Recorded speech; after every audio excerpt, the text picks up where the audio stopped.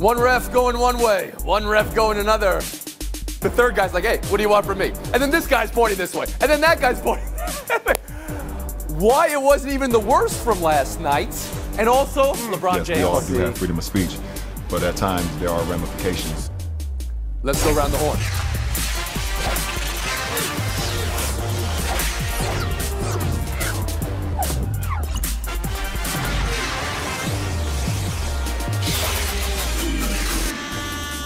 We all talk about this freedom of speech. Yes, we all do have freedom of speech, but at times there are ramifications for the negative that can happen when you're not thinking about others and you're only thinking about yourself. So I don't believe, I don't want to get into a word or sentence feud with Daryl Morey, but I believe he wasn't educated on the situation at hand, and he spoke, and so many people could have been harmed, not only financially, but physically, emotionally, spiritually.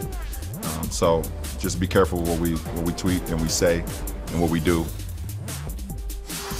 National panel, it's LeBron James. Frank Isola, how did you hear him?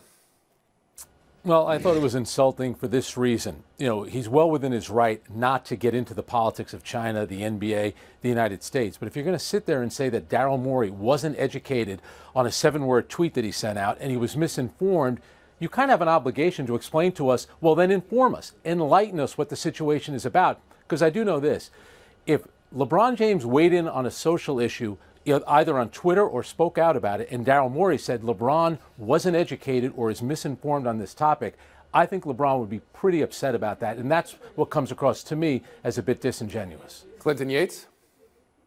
LeBron James sounded to me like a black man in America who's tired of having to defend the civil rights situations in every other place on the globe simply because they want to better their own situation. As for what he said specifically about Morey, there's a reason why WNBA players use the LiveSafe app when they're overseas in these positions. There's a reason why people who are in very outward-facing stances have concerns about their personal security. We saw the reaction to Morey's tweet simply from the 7 words that Frank described. Who's to say that somebody isn't going to do something or try to make a point or make a scene in a physical space that LeBron James is in? I have to take him at his word that he doesn't think that Morey understood what this was going to mean to the people on the front lines of what this league is representing and what they're trying to get across, which is a goodwill message. There's a reason why LeBron James is concerned. You should believe him when he says as much, because hello, this is something that we deal with every day in this country, never mind others. Sarah Spain?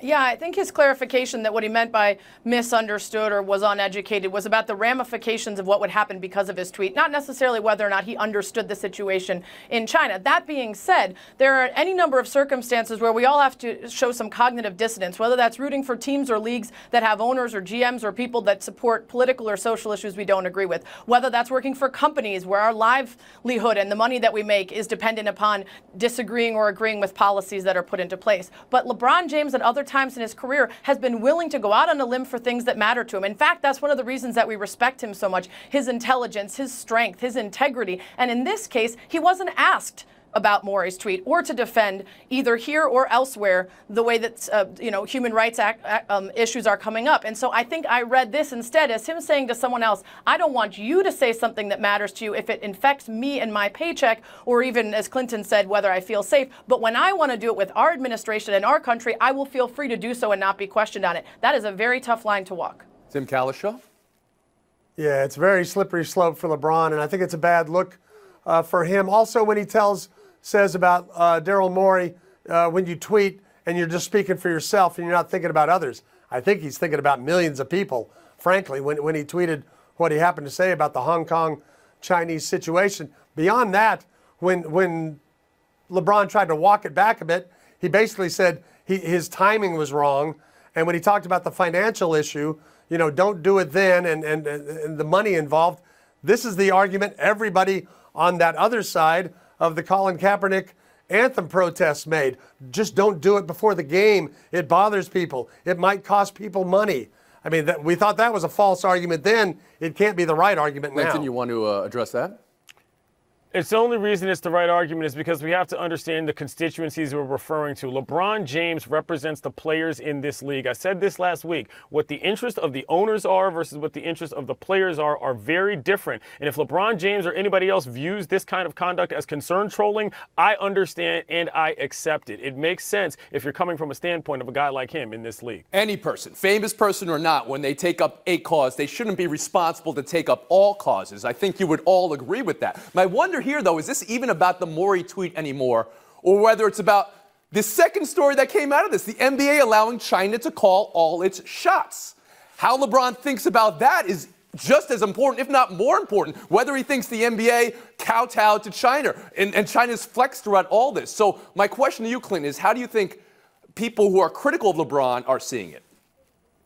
I think that people didn't care about what LeBron thought about China until it gave them an opportunity to insult him and devalue his stance on what he thinks about America. That is the concern here, is that people aren't willing to engage this on a holistic level that you have, Tony, but they only are willing to jump in on the point where they feel they can take a shot at somebody who they think is in a position of privilege that they probably shouldn't be. Tim Kalish on the critique that LeBron's hypocritical here. Well, I mean, if you've made over the course of a career, what, hundreds of millions of dollars from Nike, and he says he's been to China 15 or 20 times and he has no idea or no position on anything that goes on over there, I think he's protecting his money. Sarah Spain? Yeah, I don't think it's about expecting him to speak on every issue. I think it's about if he chooses to speak on issues that matter to him, and then he says that someone else shouldn't speak on something because it affects his paycheck, which I think is what this is about, and which I think Tim alluded to. That's where the hypocrisy comes in. You don't have to speak on everything, but you certainly can't take the right to do so for yourself and then deny others that opportunity, especially if it becomes clear that it's about the financials. Right, Isola. Yeah, really, Sarah's absolutely right. It's, you know, on the front of the shirt, it's more than an athlete. On the back, does it say, unless it impacts me financially? I think that's where a lot of people are criticizing LeBron for being hypocritical right here, because he makes a lot of money over there. And this is the one issue he wants to stand back on because of Nike and the NBA and all the money that's made over there. Clinton, we've been talking about this for 2 weeks, and I was very fascinated at how you approached it last week, and I continue to be right now. Something you said last week when I said, is the NBA in bed with China here in a way that is diminishing them? And you said, it's not just the bed, it's the entire sheets and pillows, and it's all of America as well. You could expound on that, lastly.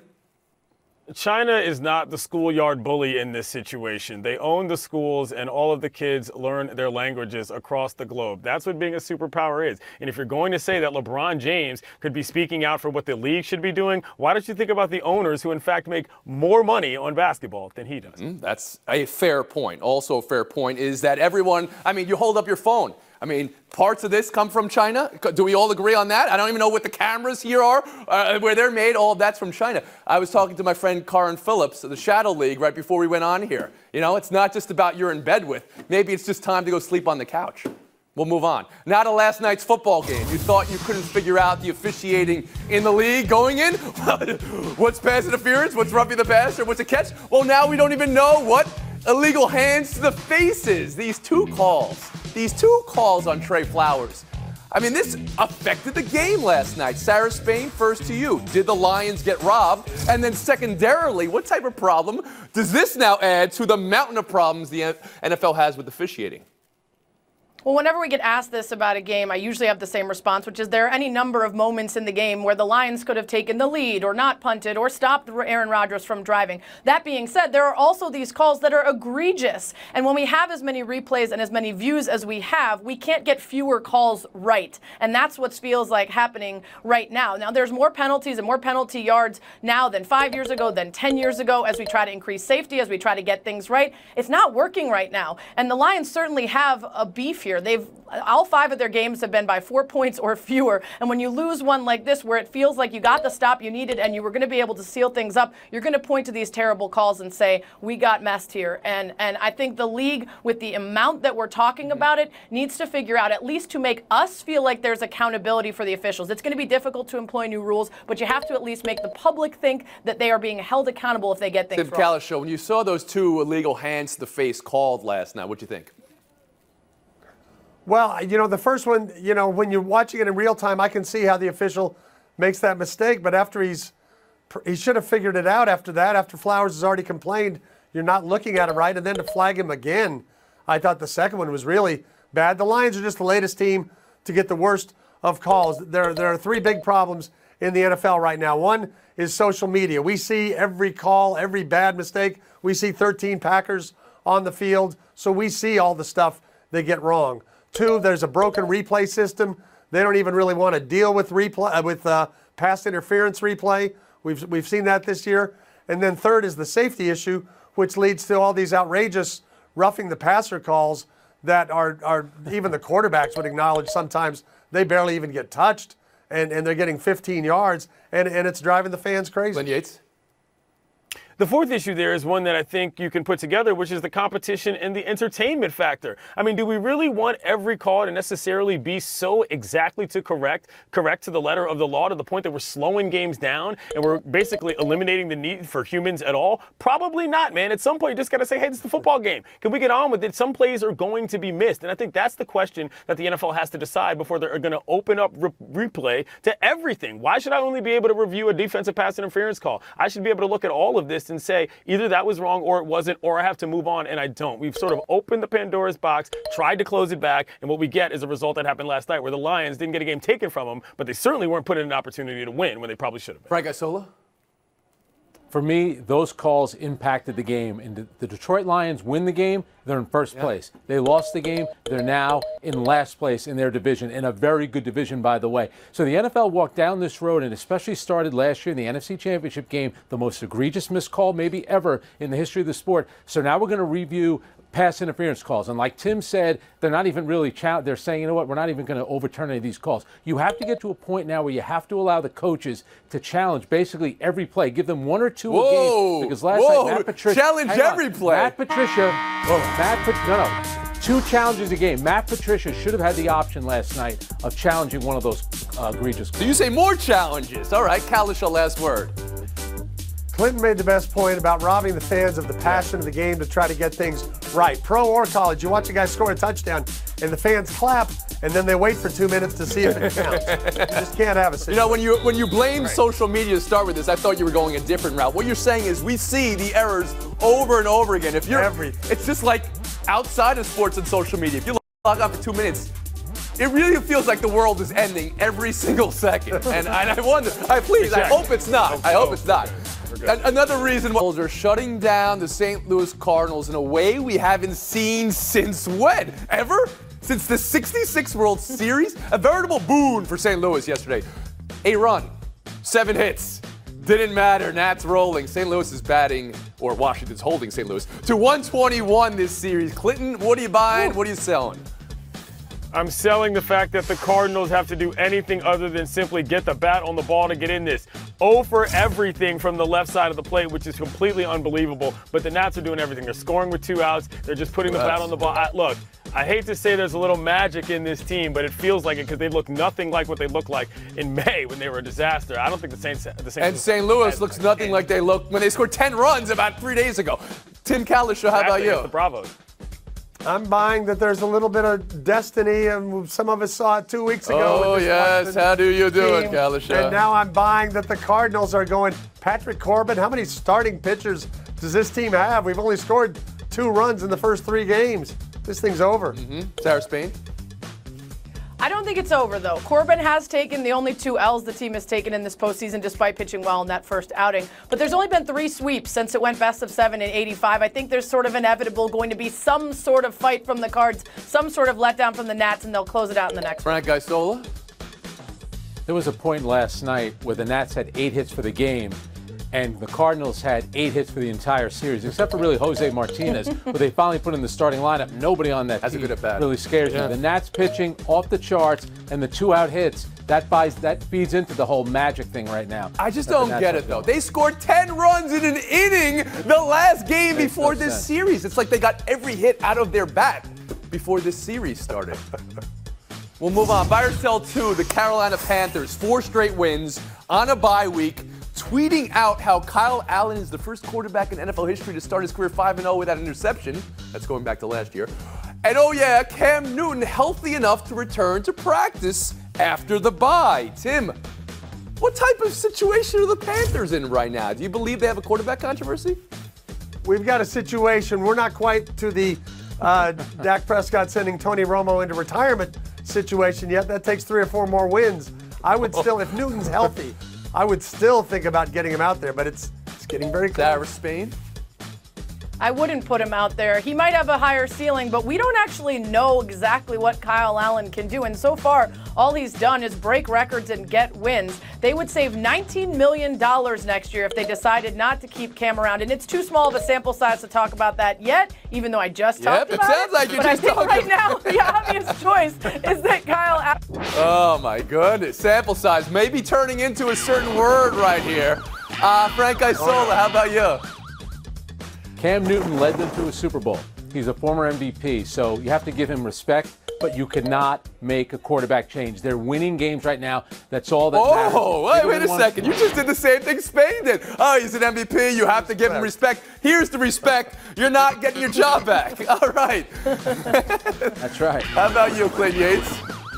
I don't believe you have to give him respect if you don't believe that he's going to come back as the same player. Let's not forget about the injury that he had. He was messing up his feet. He's had a lot of problems because he's been used as a running back. If the guy you've got is winning you football games, I trust that Ron Rivera has that locker room enough for the people to trust that he's sticking with him. Oh, you trust Riverboat Ron. Yeah, absolutely, Clint. I do. Yeah. This is... It's a good situation to have if you have 2 good quarterbacks, maybe. Yeah. We'll move on. Grade 1. Buy or sell 3, the Eagles. Doug Peterson on this week's Cowboys game. You know, we're going down to Dallas, and our guys are going to be ready to play. And we're going to win that football game. And when we do, we're in first place in the NFC East. Okay. Then Doug Peterson clarifying. I'm not going to stand up here and go on record and say we're going to go down there and try to win a game. You know, we're going to, man, hopefully we can go win this. You know, I mean, it just doesn't show confidence. All right, Sarah Spain, I go for you for confidence. Buy or sell, Doug Peterson there. I'm confident I'm going to have a lot more than 7 points after this answer. Oh, boy. Listen, I think he has to do that. They're 3-3, and he's acknowledging that fans think the sky is falling. With this win, they're in first place, which was his point. I need to be confident that this team believes and understands that we're not out of it because things aren't going as well as we thought. I like it. Frank Isola? I like what Doug Peterson has done here. They've had one good moment all season, that goal line stand against the Green Bay Packers. And after everything that's happened, win on Sunday in Dallas against a team that's also reeling, you're in first place. I like Clint Yates? This team is not enduring any sort of hangover from their Super Bowl win. They're just not the same squad, and it shows up in things like leadership. Ever since Frank Reich departed from that team, you saw what he's doing with the Colts. They've been sort of flailing, and in a moment like this where Peterson just say, yeah, I expect we should win this game because we have to win this game, he's got to backtrack and waffle. Come on, dude. Just be the leader. Ooh, okay. So you're accusing him basically of doing a verbal Philly special here. Like, this is his last move. He's got to say something. Kalisha, how about you? You conveniently left out Jason Garrett's impassioned response where he said, we think the Eagles are a great team and we're going to practice and get ready for the game. Okay, that was terrible. Never mind. But going to clap. Clap it off. He's going to clap it. He's going to clap it. Peterson said this with a little bit of fear. A little bit of fear in his eyes. Right, yes. A little scared. I'll give Sarah Spain and Frank Isola the clap as they go away. Good job, guys. I mean, it's Jason Garrett. Yeah. How do you do it? All right, Clint Yates, Tim Kalisha showdown on the other side. Oh, here we go. Yes, here we go. We are going. The first 14 points in the Miami Heat preseason game last night, scored by rookie number 13 pick Tyler Hero. What does it mean that Hero scores the first 14 in preseason game number 3 versus the Hawks? Clinton Yates, Frank, Tim Kalisha. What it means is that I can finally introduce the swag lord, Mr. Hero, to the rest of the country. Check out this dude's IG. He can dunk with the best of them, and he's got a link to his own hype videotape on his Twitter page. Tyler Hero, you're the man. I think it means this was a preseason game. This was the Hawks. I think it means if you watch the tape, he likes to shoot from the top of the key. Maybe move him off to the side a little and see what he can do from there. He may be a fine player. And all that, but let's not get too Okay, all right. So you're going the other way there. Invited to the cookout every single time. That may be true, Clinton. You're trying to take credit for introducing us to Tyler Hero. I'm not sure I'm going to give you credit for that. Boy, Tim Kalisha. Look at his suit during the draft. Yes, the guy's the man. I was there. I witnessed it as well. I mean, I don't think you get credit for this. We'll move on. The LA Kings. We heard from Arash Makazi here that they're covering the Taylor Swift banner in the Staples Center to reverse the jinx of Taylor Swift. Does something like this silence or awaken the jinx of Taylor Swift, Tim Kalisha? Oh, I think they're awake, and I think Taylor Swift is telling them, you need to calm down. I think she's saying, shake it off. I think she's saying, look what you made me do. Yeah. Come after you. What is the jinx of Taylor Swift? She sells millions of records, and everything she touches turns into something successful. The Kings are under 500. Try to beat the Canes tonight, who haven't lost a game, or at least they did the first time Saturday. Bring on the Taylor. That means success. Bring on Tim Callis show. Congrats. -1. What a great showdown for you. Nothing wrong with being 1 under par. I want to give you some breaking news. Zion Williamson is pretty good. I wait to make these proclamations till I read them on 538. And they broke down his preseason, where the Pelicans are 4-0. He's the only players outscoring him are the past 3 MVPs, Giannis, Harden, and Curry. And against Sarah Spain's Chicago Bulls, 12 for 13 from inside the paint, 29 points, with the Bulls even guarding him. First player in 20 years to have these numbers. Zion is coming. So now Yates takes credit for hero and you take credit for Zion? I immediately regret my decision here. Let's go tomorrow.